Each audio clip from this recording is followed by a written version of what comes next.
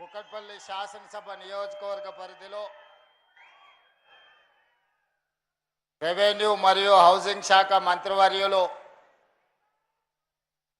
మిత్రులు పొంగులేటి శ్రీనివాసరెడ్డి గారి సభాధ్యక్షతన ఇందిరమ్మ ఇండ్ల శంకుస్థాపన కార్యక్రమాన్ని ఏర్పాటు చేసి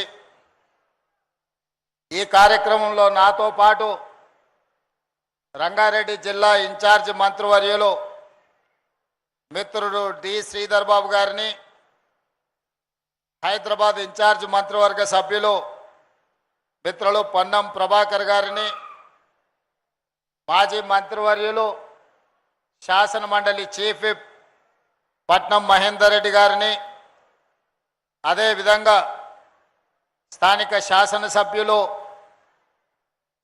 మాధవరం కృష్ణారావు గారిని, షేర్లింగంపల్లి శాసనసభ్యులు అరకపూడి గాంధీ గారిని, జూబ్లీహిల్స్ శాసనసభ్యులు యువమిత్రులు నవీన్ యాదవ్ గారిని, చేవెళ్ల శాసనసభ్యులు కాళే యాదయ్య గారిని, అదేవిధంగా కమ్మ కార్పొరేషన్ చైర్మన్ మిత్రులు బండి రమేష్ గారిని, జగదీష్ గౌడ్ గారిని, మిత్రులు కూనా శ్రీశైలం గౌడ్ గారిని, కొలను హనుమంతరెడ్డి గారిని, కాంగ్రెస్ పార్టీ జిల్లా అధ్యక్షులు వజ్రేష్ యాదవ్ గారిని, ఇతర కార్పొరేషన్ల చైర్మన్లు, వివిధ రాజకీయ పార్టీల ప్రతినిధులు, కుకట్పల్లి శాసనసభ నియోజకవర్గంలో సుదీర్ఘకాలంగా ఇక్కడ నివసిస్తూ హైదరాబాదు నగర అభివృద్ధిలో భాగస్వాములైన చాలామంది ఇక్కడికి విచ్చేసి మీరు అభిమానం చూపించినందుకు మీ అందరికీ మనస్ఫూర్తిగా ధన్యవాదాలు, కృతజ్ఞతలు. మిత్రులారా, ముఖ్యంగా నా రాజకీయ సుదీర్ఘ ప్రయాణంలో జిల్లా పరిషత్ మెంబర్గా అయినా, శాసన మండలి సభ్యుడిగా అయినా, శాసనసభ్యుడిగా అయినా, పార్లమెంట్ సభ్యుడిగా అయినా, ఈనాడు తెలంగాణ రాష్ట్ర ముఖ్యమంత్రిగా అయినా మా ఆడపడుచుల ఆశీర్వాదంతోనే ఇంత గొప్ప అవకాశం వచ్చింది. ఈరోజు కూడా వాళ్ళందరూ ఇక్కడికి వచ్చి సాయంత్రం ఇంట్లో ఇంటి పనులు ఉన్నా, ఇంటి ఆయన కోపం అవుతాడని తెలిసిన, పిల్లల ఆకలితో అరగంట అలమటిస్తారని తెలిసిన మా అక్క చెల్లెళ్ళు అందరూ ఇక్కడికి విచ్చేసి వారి అభిమానం ప్రదర్శించినందుకు వారికి ప్రత్యేకంగా నా అభినందనలు, నా కృతజ్ఞతలు తెలియజేస్తున్నా. మిత్రులారా, ఆనాడు కొడంగల్ శాసనసభ నియోజకవర్గంలో వివిధ కారణాల చేత ఎన్నికల్లో ఓడిపోయినా 4 నెలలు తిరిగే లోపలనే పార్టీ ఆదేశించి మల్కాజ్గిరి పార్లమెంట్ నియోజకవర్గంలో పోటీ చేయమన్నప్పుడు మల్కాజ్గిరి పార్లమెంటు నియోజకవర్గంలో ఉన్న ఈ కుకట్పల్లి శాసనసభ నియోజకవర్గము సంపూర్ణంగా అండగా నిలబడి ఆశీర్వదిస్తే పార్లమెంట్ సభ్యుడిగా గెలిచి గల్లీ నుంచి ఢిల్లీ వరకు మళ్ళీ రాజకీయ ప్రస్థానము మొదలుపెట్టి కాంగ్రెస్ పార్టీ అధ్యక్షుడిగా, ఆ తర్వాత తెలంగాణ రాష్ట్ర ముఖ్యమంత్రిగా ఈనాడు బాధ్యతలు నిర్వహిస్తున్నా. ఆనాడు పార్లమెంట్ సభ్యుడిగా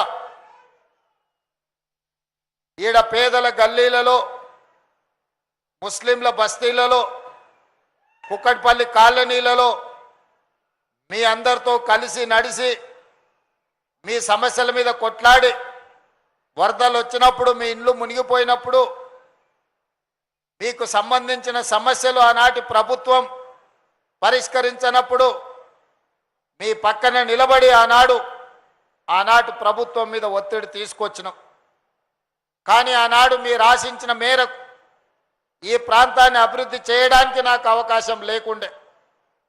ఆనాటి ప్రభుత్వం మీద ఒత్తిడే తేగలిగిన, కానీ నిధులు మంజూరు చెయ్యాలి అని అంటే నా చేతిలో ఆ రోజు అధికారం లేదు. అయినా మీరందరూ హక్కును చేర్చుకున్నారు కాబట్టే అవకాశం ఇచ్చిండ్రు కాబట్టి ఈనాడు తెలంగాణ రాష్ట్ర ముఖ్యమంత్రిగా ఈ కుక్కడపల్లి శాసనసభ నియోజకవర్గాన్ని అభివృద్ధి చేయడానికి సర్వ అధికారాలు ఈరోజు నా దగ్గర ఉన్నాయి. మీకు ఏమి కావాలన్నా కుక్కడపల్లి ప్రజలు పనులు చేయించుకోండి. మా మంత్రులందరికీ వేదిక మీద నుంచి నేను ఆదేశాలు ఇస్తున్నా. ముఖ్యంగా మా మిత్రులు శ్రీధర్ బాబు గారికి కుక్కడపల్లిని ప్రత్యేకంగా మీరు చూడాలి.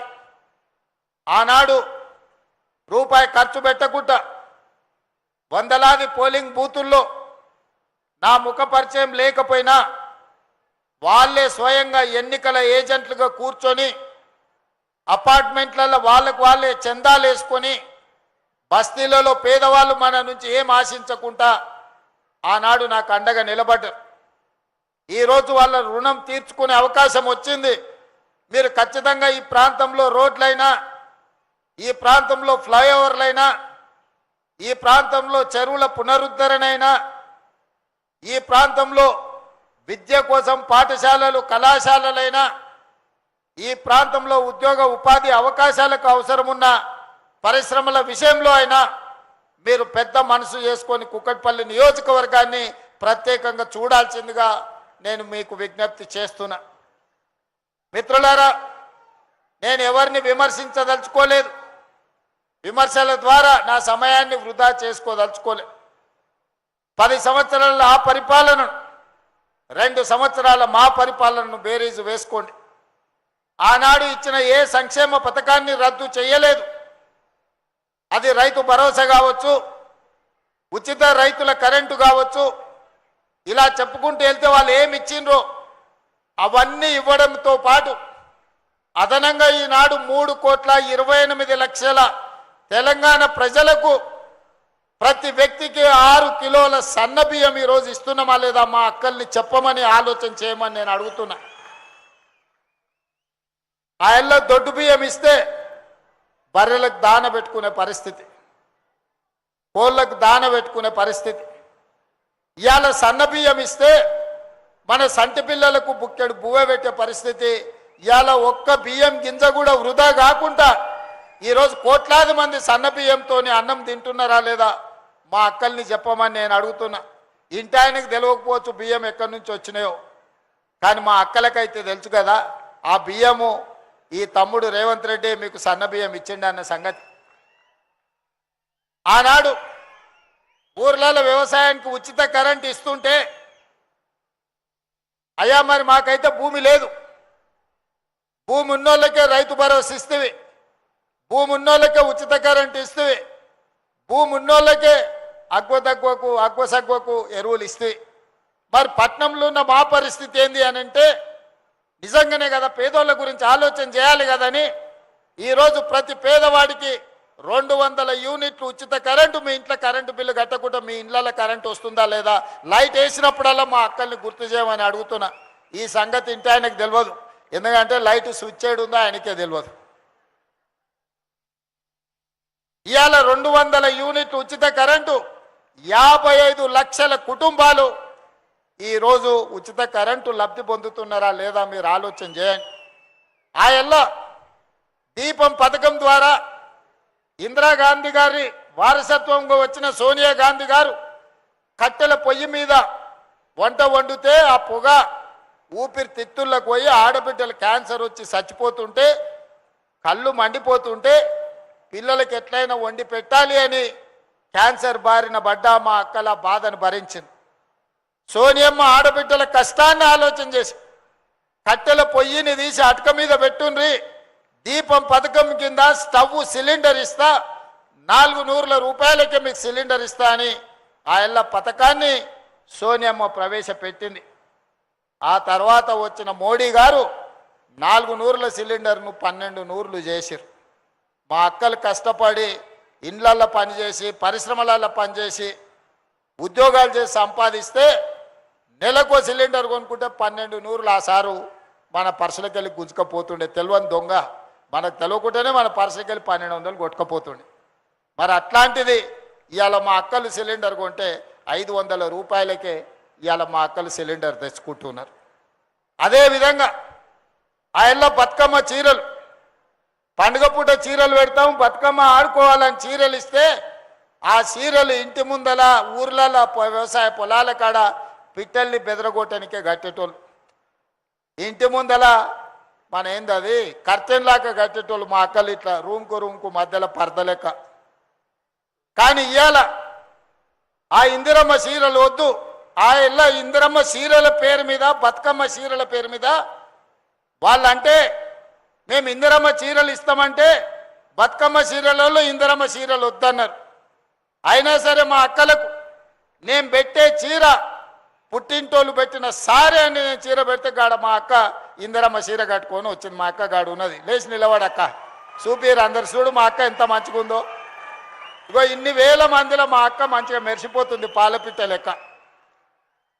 మరి మీ తమ్ముడు పెట్టిన సారే ఇందిరమ్మ చీర కట్టుకొని మా అక్క పండుగ పూట వచ్చింది మా ఇంటికి. ఈ చీర మీ తమ్ముడు పెట్టింది కాదా అక్క? 1 కోటి మందికి ఇందిరమ్మ చీరలు ఈరోజు రాష్ట్రంలో 1 కోటి మంది ఆడబిడ్డలకి ఇవ్వాల నేను ఇందిరమ్మ చీర పెట్టిన.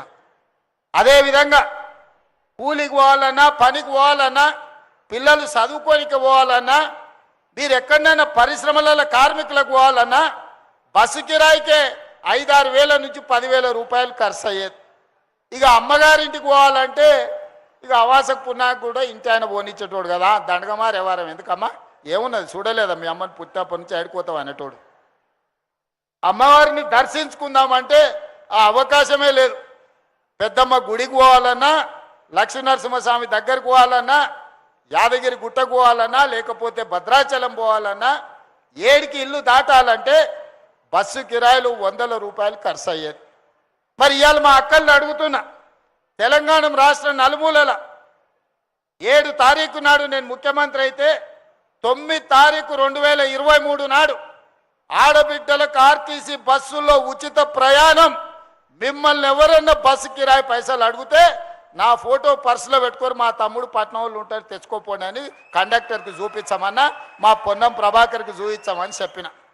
ఆయేళ్ళటి నుంచి ఇయ్యాలటి దాకా మా అక్కలు చెప్పాలి, మా అక్కలు ఎప్పుడు నిజమే చెప్తారు.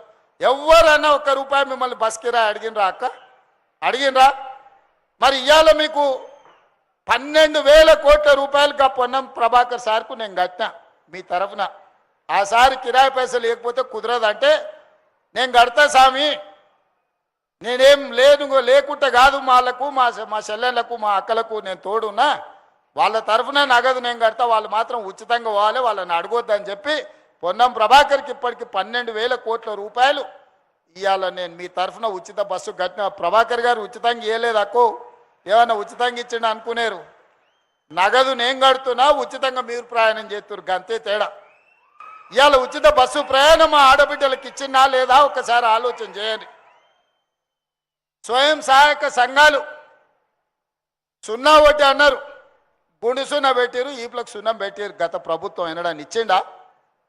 ఇవాళ 65,000 కోట్ల రూపాయల బ్యాంకు లింకేజ్ ఇచ్చి 2,500 కోట్ల రూపాయలు మీ తరఫున వడ్డీ బ్యాంకులకు నేను కట్టినా. మా అక్కలు వ్యాపారం చేసుకోవాలి, రూపాయి కూడబెట్టి పెంచుకుంటే పిల్లల చదువులకో, ఇంటి శుభకార్యానికో, లేకపోతే ఏదో ఒక మంచి కార్యక్రమానికి పనికొస్తుందని మా అక్కల కోసం 65,000 కోట్ల రూపాయలు ఇవాళ బ్యాంకులో లింకేజ్ ఇప్పించి మా సీతక్కను కాపలాగా పెట్టి ఇవాళ మీకు పైసలు ఇప్పించిన మాట వాస్తవం కాదా? స్వయం సహాయక సంఘాలలో ఉన్న మా అక్కలు చెప్పాలి. మీరు బస్సులలో ఉచితంగా ప్రయాణం చేస్తే మా ఆటో సోదరులను రెచ్చగొట్టి మా ఆటోలు నడుస్తలేవు, ఆడబిడ్డలకు ఉచిత ప్రయాణం బంధు పెట్టురని బస్టాండ్లలో ధర్నాలు చేసిరు. మీరే చూసిరు, నేను చేసుడు కాదు. బస్సులలో పోయిన వాళ్ళ మీద ఎట్లా పడితే అట్లా మాట్లాడిరు. ఆటో డ్రైవర్లను రెచ్చగొట్టి ప్రభుత్వం మీద కుసిగొల్పి మీ ఉచిత బస్సు బంధు పెట్టాలని కొంతమంది కంకణం కట్టుకొని కడుపులో విషం పెట్టుకొని బయలుదేరిండు.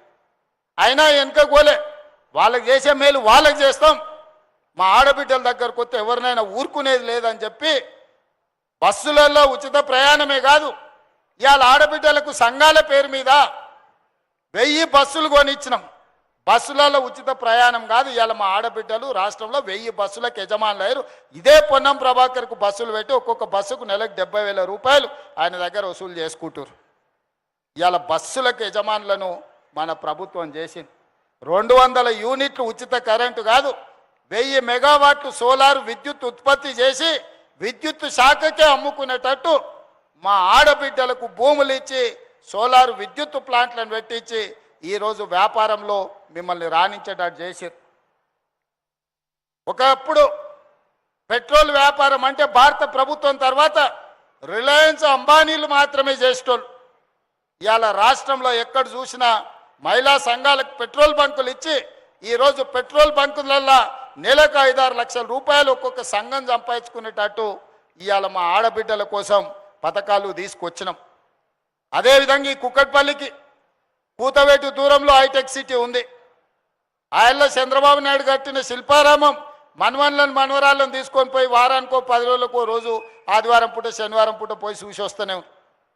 ఆ ప్రాంతంలో మైక్రోసాఫ్ట్, ఇన్ఫోసిస్, విప్రో లాంటి సంస్థలకు మా శ్రీధర్ బాబు గారు భూములు ఇచ్చారు. పెద్ద పెద్ద ఐటీ కంపెనీలు ఉండాలి, ఇక్కడ 50 అంతస్తుల బంగ్లాలు ఉండాలని వాళ్ళందరూ కట్టుకుండ్రు. మరి మా అక్కల ఆడబిడ్డలు సంఘాలల్లో సమస్యలు ఉంటే ఎట్లా అని చెప్పి శిల్పారామానికి ఆనుకొని 3.5 ఎకరాలు 1000 కోట్ల రూపాయలు ఈరోజు ఇందిరా మహిళా శక్తి స్టాల్స్ పెట్టించి మా అక్కలకు విప్రో ఇన్ఫోసిస్ మధ్యలో ఈరోజు 1000 కోట్ల రూపాయలు ఆస్తి ఆడబిడ్డలకు రాసిస్తే ఈరోజు ఆదిలాబాద్ అడవుల నుంచి అచ్చంపేట వరకు వాళ్ళు తయారు చేసిన వస్తువులు హైటెక్ సిటీ పక్కన ఈరోజు శిల్పారామం దగ్గర మీరు అమ్ముకునే వెసులుబాటు కల్పించినాం. ఇదే కాదు, అమెజాన్లో ఆన్లైన్లో పెద్ద పెద్ద సంస్థలు తయారు చేసే వస్తువులు అమ్ముతారు. ఆ సంస్థతో మాట్లాడి మా ఆడబిడ్డలు తయారు చేసే తినుబండారాల నుంచి అన్ని ఆర్టికల్స్ ఈరోజు అమ్మడానికి అమెజాన్లో ఆడబిడ్డలకు అవకాశం కల్పించినాం. ఇట్లా ఒక్కొక్కటి చెప్పుకుంటూ పోతే అప్పులలో 8,11,000 కోట్ల రూపాయల అప్పుతో నాకు సంసారం చెప్తే అప్పులకు అసలు మిత్తి కట్టుకుంటేనే పటాన్కు కట్టినట్టు మిత్తి కట్టుకుంటేనే ఇన్ని సంక్షేమ పథకాలు తీసుకొచ్చి ప్రభుత్వంలో నిరుద్యోగ యువకులకు 70,000 ఉద్యోగాలు ఇచ్చిన గ్రూప్ 1, గ్రూప్ 2, గ్రూప్ 3, గ్రూప్ 4 టీచర్లు, పోలీసులు, డాక్టర్లు, నర్సులు అన్ని శాఖలలో 2 ఏళ్ళు తిరిగే లోపల 70,000 ప్రభుత్వ నౌకర్లు ఇచ్చిన. పట్నం పెరిగింది, అవసరాలు పెరిగినాయి. డబుల్ బెడ్రూమ్ ఇండ్లు అన్నాడు. ఆనా పెళ్ళంటల కోట శ్రీనివాసరావు పైన కోడిని కట్టి కింద ఉత్తన్నం తిన్నట్టు పేదోళ్ళందరికీ ఊరిచ్చి చెప్పిండు ఆయన. కొడుకొస్తే ఆడు, కోడలు బిడ్డ వస్తే ఆడు ఉంటుంది, అల్లుడు వస్తే ఆడమంటాడు. కొడుకు కోడలకు ఉండాలి కదా, కోడి పిల్లను కుక్క పిల్లను ఉంటే కట్టేసుకోనిక ఉండాలి కదా. ఇందిరమ్మ ఇండ్లు, డబ్బా ఇండ్లు వద్దు, డబుల్ బెడ్రూమ్ ఇండ్లు ఇస్తా అన్నాడు. మరి ఇంతమంది వచ్చారు, అక్క ఎవరికన్నా వచ్చినాయి డబుల్ బెడ్రూమ్ ఇండ్లు ఇచ్చిండా? ఆడోటి ఈడోటి కడితే కూడా 50 కిలోమీటర్లు అవతల కట్టిరు. మనం పని చేసుకునేది ఇక్కడైతే, మనం పనిచేసే పరిశ్రమ ఇక్కడ ఉంటే, ఇండ్లల్లో పనిచేసే మనం ఇక్కడ కుదురుకుంటే, చిన్న దుకాణాలలో పనిచేసే వాళ్ళం పేదోళ్ళం 30-40 కిలోమీటర్ల అవతల కొల్లూరులోనో లేకపోతే మేడ్చల్ అవతలనో డబుల్ బెడ్రూమ్ ఇండ్లు కడితే మనం పోయేదేనాడు, ఉండేదేనాడు, మళ్ళీ వాపసు వచ్చేదేనాడు. ఈడ పని చేసుకొని మళ్ళీ పోయే వరకు పిల్లలు వండుకొని మధ్యరాత్రి అవుతుంది. సెకండ్ షో సినిమా నుంచి పోయినట్టు అవుతుంది. అవునా? ఎవడన్నా చేరిండా? అందుకే ఇవాళ మా శ్రీనివాసరెడ్డి గారు ఆలోచన చేశారు, నాతో పంచాయతీ పెట్టుకున్నాడు. ఇది చాలా విలువైన భూమి, నువ్వు ఇట్లయితే ఎట్లా అని. ఇక మనం మాట ఇచ్చినాం, కట్టాల్సిందే, మొదటి వరుస 1,00,000 ఇల్లు కట్టాల్సిందే. ఆయల్ల రాజీవ్ స్వగృహాలు కడితే పేదోళ్ళకు కొంత లాభం అయింది. మళ్ళా ఎవ్వరు ఇండ్లు ఇవ్వలేదు. కట్టాలంటే కుక్కట్పల్లినే ఇవాళ 11 ఎకరాల భూమి ఎతికి 100 కోట్ల రూపాయలు ఈడ పాండబ్బ అంత జగ కావాలన్నా 20 లక్షలు కావాలి. కుక్కట్పల్లి పాండబ్బ పెట్టుకోనికి జగ అనుకుంటే 20 లక్షలు తక్కువ అవుతుంది కదా. మా అక్కలకు బాగానే తెలుసు కదా, రియల్ ఎస్టేట్ చేసే మా సోదరులు ఉన్నారు పైన నుంచి కింది వరకు. పాండబ్బ జగ 10 గజాలు కొనాలంటే కూడా ఇవాళ 20-30 లక్షలు, 2 లక్షలకు గజం తక్కువ నన్ను ఉందా? అట్లాంటిది ఇవాళ 11 ఎకరాల భూమిని ఇందిరమ్మ ఇండ్లు కట్టి ఇవ్వాల్సిందే. పేదోళ్ళకి ఇక్కడ పనిచేసేటోళ్ళకి ఇక్కడనే ఇవ్వాలి, ఎక్కడ ఉండేటోళ్ళకి అక్కడనే ఇండ్లు కట్టాలని ఒక మంచి సంకల్పంతో పొంగులేటి శ్రీనివాసరెడ్డి గారు ఒక అద్భుతమైన కార్యక్రమం తీసుకున్నాడు. ఆయనను హౌసింగ్ శాఖ అధికారులను నేను మనస్ఫూర్తిగా అభినందిస్తున్నా. మంచి కార్యక్రమాన్ని తీసుకున్నారు మీరు. ఆ ఏళ్ళ Kukatpally housing board colony Congress ఉన్నప్పుడే కట్టింది. రాజీవ్ స్వగృహ కాంగ్రెస్ ఉన్నప్పుడే కట్టింది. ఎంతోమంది ప్రభుత్వ ఉద్యోగులకు ఇండ్ల స్థలాలు కాలనీలు ఆనాడు ఇచ్చినాం. ఇవాళ సాంప్రదాయమే దెబ్బతిన్నది. మళ్ళీ మీరు పేదలకు ఇండ్లు కట్టుకోవడానికి మనసు పెద్దది చేసుకొని కోట్ల రూపాయల విలువైన భూములను ఈరోజు పేదోళ్లకు ఈరోజు ఇస్తున్నారు. భూమికి మీ దగ్గర ఒక్క రూపాయి తీసుకుంటలేం. కట్టడానికి అయ్యే ఖర్చులో ప్రభుత్వం 5 లక్షలు ఇస్తుంది, ఒక 5-6 లక్షలు మీరు ఇస్తారు. అంతేనా శ్రీనివాస్ రెడ్డి గారు? భూమి ఉచితమే కదా, భూమికి ఏం తీసుకోవు కదా. మీ ఎదురుగానే మాట చెప్పించిన మళ్ళా నాకు ఆఫీస్లో చెప్పి మళ్ళీ తర్వాత ఒకటి చెప్తే కష్టమని. మీకు ఇల్లు వచ్చిందంటే భూమికి అనా పైసా తీసుకోడు. రిజిస్ట్రేషన్ ఛార్జెస్ కూడా రద్దు చేయమని నేను అధికారులకు చెప్తున్నా. రిజిస్ట్రేషన్ ఛార్జెస్ కూడా తీసుకోవద్దు. కట్టే దాంట్లో అయ్యే ఖర్చే 5 లక్షలు నువ్వు మిగిలినవి వాళ్ళు ఇస్తారు. ఎందుకంటే ఇత్తేసి పొత్తుకూడాలని చెప్పారు వెనకటికి పెద్దోళ్ళు. ఏమి వేయకపోతే మనకు జిమ్మేదారి ఉండదు. మీరు వచ్చి చూసుకొని కూడా చూసుకోరు.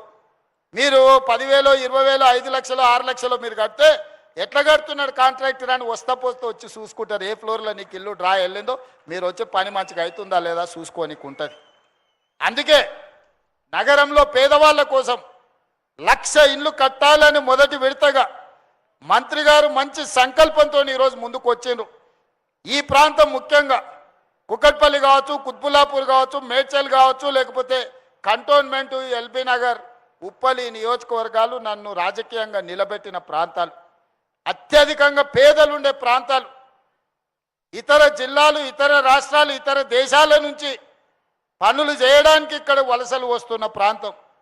వాళ్ళందరికీ మంచి పాఠశాలలు, మంచి వైద్యము, ఉండడానికి సొంత ఇల్లు ఇవ్వాలన్న ఆలోచన, వాళ్ళ కలల్ని మీరు కలలు కంటే ఆ కలల్ని పూర్తి చేసే బాధ్యత నేను తీసుకుంటున్నా. మీ సొంతింటి కళ నెరవేరడానికి ఈ ప్రభుత్వం, మీ సోదరుడు రేవంత్ రెడ్డి 100% అండగా ఉంటాడు. అందుకే ఇవాళ ఎవరు ఎన్ని చెప్పినా ఇనకండ్రి. బస్సు ఉచితం వచ్చింది, సన్నబియ్యం వచ్చినాయి, 200 యూనిట్ల కరెంట్ వచ్చింది, 500 రూపాయల సిలిండర్ వచ్చింది, 70,000 ఉద్యోగాలు వచ్చినాయి, సిటీలో పనులు జరుగుతున్నాయి. ఆయల్లో ఓ దగ్గర గ్రామ పంచాయతీ, ఒక దగ్గర మున్సిపాలిటీ, ఓ దగ్గర మున్సిపల్ కార్పొరేషన్, ఓ దగ్గర జిహెచ్ఎంసీ. మా కూన శ్రీశైలం గౌడు బాధ కాదు. ఇట్లా తిరిగితే గ్రామ పంచాయతీ సర్పంచ్తో మాట్లాడాలి, అట్లా తిరిగితే మున్సిపల్ ఆయనతో మాట్లాడాలి, ఇటు తిరిగితే జవహర్ నగర్ మున్సిపల్ కార్పొరేషన్తో మాట్లాడాలి, లేకపోతే జిహెచ్ఎంసీ కమిషనర్తో మాట్లాడాలి. ఇన్ని రకాలుగా మాట్లాడాలంటే నాయకుడికి అర్థమయ్యే లోపలే 5 ఏళ్ళు అయిపోతుంది. అందుకే ఈరోజు సైబరాబాద్ మున్సిపల్ కమిషనరేట్ క్రియేట్ చేసి మీ రోడ్లు కానీ, మీ ఫ్లైఓవర్లు కానీ, మీ లేక్స్ కానీ, మీకు అవసరమైన విద్యుత్ కానీ, పాఠశాలలు పనిచేయడానికి నూతన కమిషనరేట్ ఏర్పాటు చేసి ఈరోజు హైటెక్ సిటీ దగ్గరనే 5 ఎకరాలల్లో 100 కోట్ల పైగా పెట్టి మున్సిపల్ కార్పొరేషన్ ఆఫీస్ని ఈరోజు కడుతున్న మంచి కమిషనర్ను మీకు ఇచ్చిన, మంచిగా పని చేయించుకోరు. మా గాంధీ గతంలో ఊకే సతాయిస్తాడు నన్ను, అన్నా నీళ్ళు వస్తలేవు, మోరి పోతలేదు, రోడ్ అయితే లేదు, ఇదైతే లేదు, అదైతే లేదని. కార్పొరేషన్ చేసి కొత్త కమిషనర్ ఇచ్చినాక గాంధీ నా జోలికే వస్తలేడు. ఏదైనా ఉంటే అక్కడనే పని చేయించుకుంటాడు, మంచి జరుగుతుంది. అట్లనే మీరు కొనుక్కున్న భూమి ఏదైనా కారణం చేత 22A పడి ఉంటే మీరు కొనుక్కున్న భూమి ఏడికి పోదు, 1 ఇంచు కూడా ఏదికి పోదు. నేను ఇస్తున్న జమనాత్ ఇస్తున్నా, మీకు భరోసా ఇస్తున్నా. మీ భూమి మీకు అధికారులతో మాట్లాడి మీరు రిజిస్ట్రేషన్లు చేసుకున్నట్టు అన్ని ఆదేశాలు ఇస్తా. ఒక్క సర్వే నెంబర్లు 500 ఎకరాలు ఉంటే కోర్టు ఆర్డర్ ఇస్తే ఆ సర్వే నెంబర్ మొత్తం 22A ప్రొహిబిటెడ్ లిస్టులో పెడుతున్నారు. అందుకే బై నెంబర్లు ఇచ్చి కేసున్న 2 ఎకరాలు, 4 ఎకరాలు, 5 ఎకరాలు ఉంటే, కోర్టు ఆదేశాలు ఉంటే, ప్రభుత్వ భూమి ఉంటే వాటిని పక్కన పెట్టి మిగతాయి మీరు కొనుక్కున్న భూములు, మీరు కట్టుకున్న ఇండ్ల భూములు రిజిస్ట్రేషన్ అయ్యేటట్టు 100% మీకు మంచి జరిగేటట్టు చేస్తా. ఎవరు ఆందోళన చెందాల్సిన పని లేదు. కొంతమంది కోట్లు పెట్టి సోషల్ మీడియాలో పెడుతురు. నిజం పెడితే మంచిదే, ఎవడన్నా నమ్ముతాడు. అబద్ధాలు పెడితే అవలగాడు అనుకుంటారు. ఈ అబద్ధాల సంఘాలకు ఈరోజు అసోసియేషన్లు పెట్టుకొని కోట్లు ఖర్చు పెట్టి కొంతమంది అబద్ధాలు ప్రచారం చేస్తారు. మీరు కూర్చొని ఆలోచన చేయండి. 10 ఏళ్ళు ఆసారు ఏం చేసిండు, 2 ఏళ్ళు మీ తమ్ముడు ఏం చేసిండో మీరు లెక్కేయండి. ఆయన ఇచ్చింది ఏదన్నా ఆపినా, ఆయన ఇచ్చింది ఏదన్నా గుంజుకున్నానా, ఆయన ఏదన్నా సంపాదించాడ పెడితే నేను తీసుకుపోయాను నన్ను తాకట్టు పెట్టినా, ఒక్కసారి ఆలోచన చేయండి. అన్నీ మోసుకుంటూనే ఆయన ఇచ్చిన 8,11,000 కోట్ల రూపాయలు అప్పులు అసలు మిత్తి ప్రతి నెల 7,000 కోట్ల రూపాయలు, సంవత్సరం తిరిగితే 75-80 వేల కోట్ల రూపాయలు ఆయన చేసిన అప్పులకు నా తల తాకట్టు పెట్టి నడువు వంగిపోయిన అప్పు కడితేనే రూపాయి కూడబెట్టి ఇన్ని మంచి పనులు చేస్తున్నా. నాకు వయసు ఉంది, ఓపిక ఉంది, మీకోసం పని చేయాలన్న సంకల్పం ఉంది. విధ్వంసమైన తెలంగాణను వికాసం వైపు నడిపించడానికి రోజుకు 18 గంటలు పనిచేసే శక్తి దేవుడు నాకు ఇచ్చిండు. అన్ని అవకాశాలు అయిపోయినాక అదృష్టం అనేదే సమస్య అయినప్పుడు దేవుడు నా వైపు ఉంటాడు, అదృష్టం నా వైపు ఉంటుంది. ఎలీనో వచ్చింది, మొత్తం ఎక్కడికక్కడ ఎండిపోతుంది అన్నారు.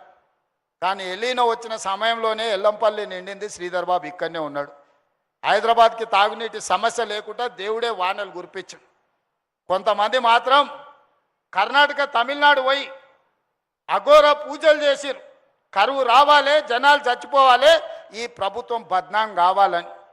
ఇట్లాంటి దుర్మార్గులు కూడా ఉన్నాడు. ఎంత ఘోరంగా అఘోర పూజలు చేసినా దేవుడు వాళ్ళ దిక్కు లేడు, దేవుడు మన దిక్కు ఉన్నాడు. ఎందుకంటే మన సంకల్పం మంచిది. నేను గొప్ప తెలివికల్లో ఉన్నాను నేను చెప్పను, పెద్ద పెద్ద చదువులు చదువుకున్నానని నేను చెప్పను. కానీ 10 మందికి మేలు చేయాలన్న ఆలోచన నాకుంది. అది ఒక్కటి చాలు నన్ను దేవుడు కాపాడడానికి, ఆశీర్వదించడానికి. బస్తీలైనా ఏడైనా ముసలాం ఉంటుంది, ఆమె 10 మందికి మేలు జరగాలని ఆడపిల్లకు ఏదైనా ఆపద వస్తే పోయి కూర్చొని సాయం చేస్తుంది. ఆమెను అందరూ గౌరవిస్తారు. ఆమె పెద్ద డాక్టర్ చదువుకోవాల్సిన అవసరం లేదు. హాస్పిటల్కి ఓనేళ్ళు పేదోళ్ళు కూడా కాన్పు ఉంటే ఒక పెద్ద మనిషి వచ్చి కూర్చొని సాయం చేస్తే వాళ్ళు జీవితకాలం గుర్తుపెట్టుకుంటారు.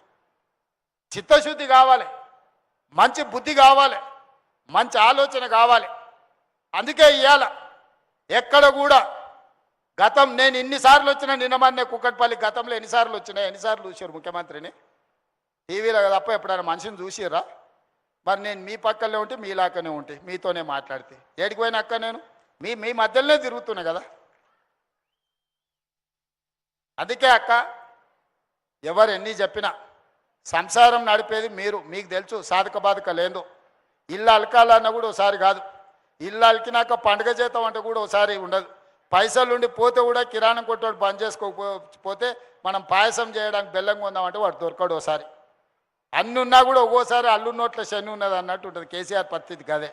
అన్నీ ఆయనకున్న అల్లు నోట్ల శని ఉండి ఆయన మింగేసాడు. ఇవాళ మింగనీకి అఘోర పూజలు చేస్తున్నారు. ఇట్లాంటి వాళ్ళు అఘోర పూజలు అంటే ఏంది లేదు, శాతబడి చేస్తున్నారు. ఏది పక్క రాష్ట్రాలలో పోయి గిదా 10 ఏళ్ళు అధికారంలో ఉన్నోళ్ళు, 25 ఏళ్ళు తెలంగాణలో ఉన్నోళ్ళు శాతబడి పూజలు చేస్తారా? శాతబడి తిరగబడితే ఏమవుతుందో తెలుసు కదా. బుద్ధి సక్క లేకపోతే శాతబడి కూడా తిరగబడుతుంది. గదే అవుతుంది. మళ్ళీ ఇంట్లోకి వెళ్ళి ఫామ్ హౌస్లోకి వెళ్ళి బయటకు వెళ్ళకుండా అవుతుంది. ఏం లేదు, అదే తిరగబడి మిమ్మల్ని అష్టదిగ్బంధం చేస్తుంది. అందుకే ఈరోజు మంచి మనసుతోని, మంచి ఆలోచనతోని ఇక్కడికి వచ్చి అభివృద్ధిలో నాకు రాజకీయాలు లేవు. ఎన్నికలు వచ్చినప్పుడు ఎన్నికలు చేసుకుందాం, ఇప్పుడు అభివృద్ధి చేసుకుందాం, పనులు చేసుకుందాం. మీరందరూ సహకరించండి. అద్భుతమైన తెలంగాణను, హైదరాబాదు నగరాన్ని అభివృద్ధి చేసుకుందాం. మీ అందరి ఆశీర్వాదంతో ఈ ప్రభుత్వం ముందుకెళ్తుంది. ఒడిదుడుకులను ఎదుర్కొని అధిగమించి ఆర్థికంగా నిలదొక్కొని విధ్వంసమైన తెలంగాణను వికాసం వైపు నడిపించడానికి నాకు శక్తినివ్వండి, నన్ను ఆశీర్వదించండి. ఈ కుక్కట్పల్లి ప్రాంతమే నన్ను పార్లమెంటుకు పంపిస్తే తెలంగాణ ముఖ్యమంత్రిగా ఈరోజు మళ్ళీ వచ్చిన ఈనాడు ఆశీర్వదించండి. 10 ఏళ్ళు నిరంతరం మీకోసం, మీ ఇంటి పిల్లగాళ్ళ లెక్క నేను పనిచేస్తా, మీ అభివృద్ధి కోసం నేను నిలబడతా అని తెలియజేస్తూ మీ అందరి దగ్గర సెలవు తీసుకుంటున్నా. ధన్యవాదాలు మా అక్కలందరికీ ప్రత్యేకంగా.